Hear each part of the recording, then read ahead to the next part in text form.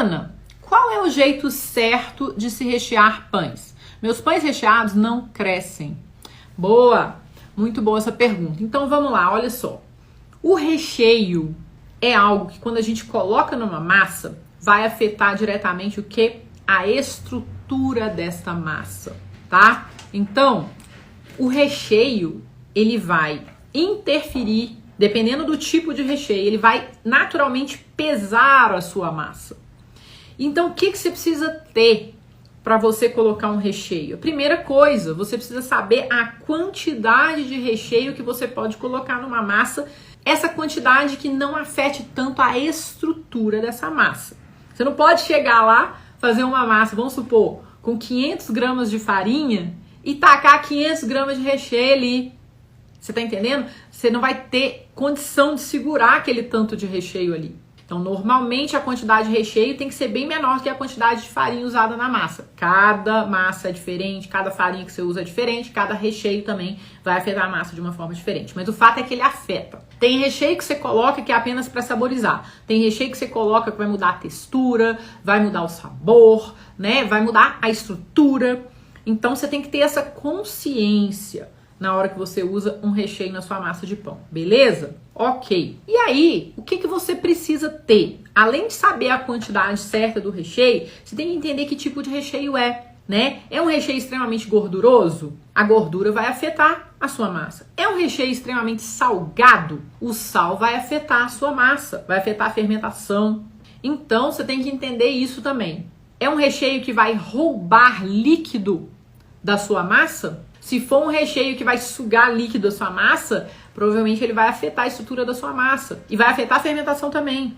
Pensa comigo, qualquer coisa que você coloque na sua massa vai afetar. Então, o que eu falo para você aqui? Primeira coisa, se você está começando agora, por mais tentador que seja, não recheie a sua massa de pão. Ah, mas eu quero, porque eu quero um pão recheado, é tão gostoso. Deixa eu falar para você uma coisa, você tem um pão bem gostoso, um pão que você faz, que é leve, que é crocante, que é macio, que é airado, esse pão vai bem com tudo.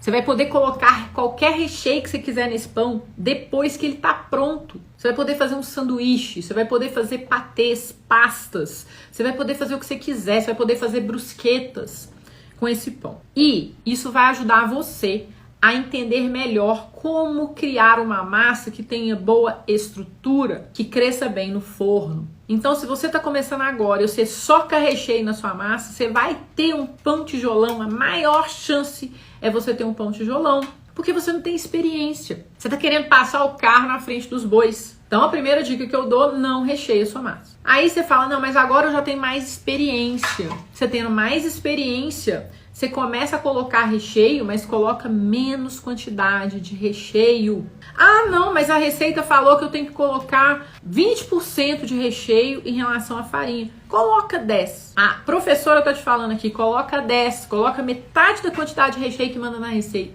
Por quê? Para você acostumar a trabalhar com uma massa que vai levar algo que vai afetar a estrutura dela.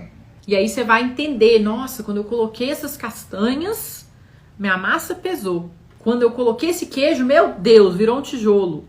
Entende? É assim que você trabalha, aos poucos. Outra coisa muito importante que eu já mencionei, vou falar de uma forma bem direta aqui para você. Se você pega uma massa que não tem estrutura nenhuma e você só com recheio nela, você vai atrapalhar ainda mais a estruturação dessa massa. Por isso, uma das recomendações que eu dou para os meus alunos é primeiro estruturar a massa, fazer a mistura, depois fazer uma série de dobras, provavelmente lá na segunda série começar a adicionar o recheio aos pouquinhos ao longo das séries de dobras, porque a massa vai estruturando ao longo do tempo, sacou? Então, gente, essa coisa do recheio tem direta relação com a estrutura. Por isso que eu falo, não comece recheando massa. Ah, mas eu vi na internet e eu quero fazer.